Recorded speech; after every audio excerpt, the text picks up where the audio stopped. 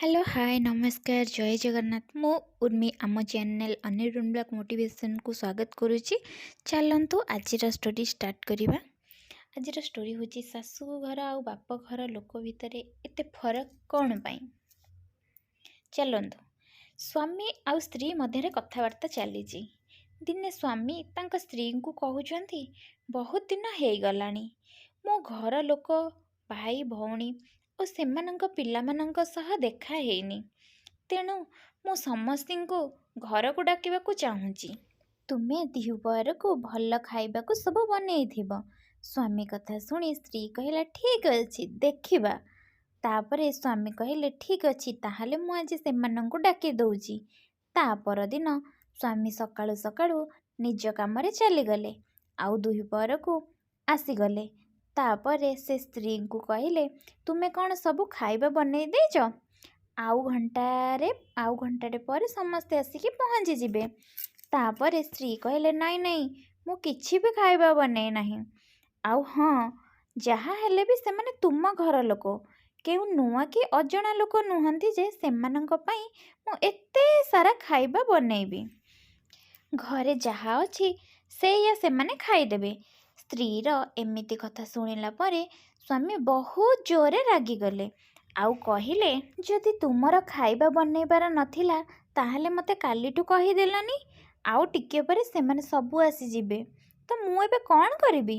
स्त्री मुह को मोड़िकी कहला ताहले सेमानंकु फोन करिकी मना करि दउना, सेमाने तो तम निज घर लोक बुझी पारिबेनी ना कौन।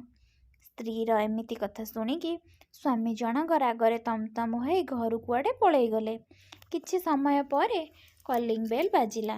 स्त्री जाइकी कबाट खोलिछि कि नहीं आश्चर्य होई समस्तिंकु चाहिकी रहीगला। कबाट सेपटे ता निज बापा माँ भाई आउ सेमानंकर पिलामाने समस्ते छिड़ा हेतिले। ता बापा पचारिले आम जुआई बाबू कुआडे गले कि। झियो कहला आउ टिके आगरो बाहर को कुआडे गले आसी जिबे एबे। बापा तांको झियो को कहले जुआई बाबू काली आम समस्ते को फोन करके डाकी थिले, आमको छाड़ी देई से कुआडे चली गले जे।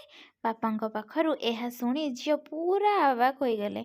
व्यस्त होई भाबिले आरे मु तो किछि खाइबा बनई नहीं, एबे मु समस्तंको कौन खाइबाकू देबी। आउ घरे जहा भी अछि से कौन मु मो घर लोकंकु खाइबाकू देई परिबी। जेउ खाइबाकू से तो स्वामी घर लोकंकु दबा कथा कहूथिला।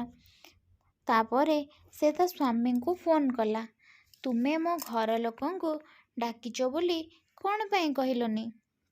स्वामी कहला कहिलेनी एइथिपाई जे मु तुम घर लोकंकु भी मो निजर बोली भाबे। मो घर लोक हुअंतु कि तुम घर लोक सेथिरे कौन अछि, मु सेमिति फरक करेनी। स्त्री कहला दयाकरी तुमे बाहरु खाइबा नहीं आस, घरे सेमिति किछि भी नाही जे मु भल खाइबा बनई परिबी। स्वामी कहला एबे घर ठारू मु बहुत दूर रे अछि, आउ सेमितिरे भी एमाने तो तुम घर लोक ना, केही बाहर लोक तो नुहंती जे बुझी परिबेनी। घरे जहा अछि सेया देई दियो खाइबाकू, जहा तुमे मो घर लोकंकु देबो बोली भाबुथिलो ताहा हेले जाई तुम चिंताधारा बदलिबो। एहा कही स्वामी फोन काटिदेले। स्त्री एपटे बहुत व्यस्त रे थांती। किछि समय रे पुणी कलिंग बेल बाजिला।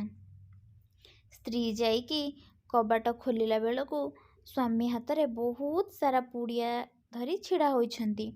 घर को आसिकी से पुड़िया खोलिला बेलकू बहुत सारा खाइबा थिला। एहा देखी स्त्री तांको भूल बुझी पारिले आउ स्वामी को जाई क्षमा मागिले। एइठी तो स्टोरीटी सरीगला। आपण मानक स्टोरीटा केमिति लागिला कमेंट रे निश्चय कहबे। आउ जो माने चैनल ले नुआ थिबे प्लीज चैनल को सब्सक्राइब कर देबे। रहुची नमस्कार जय जगन्नाथ।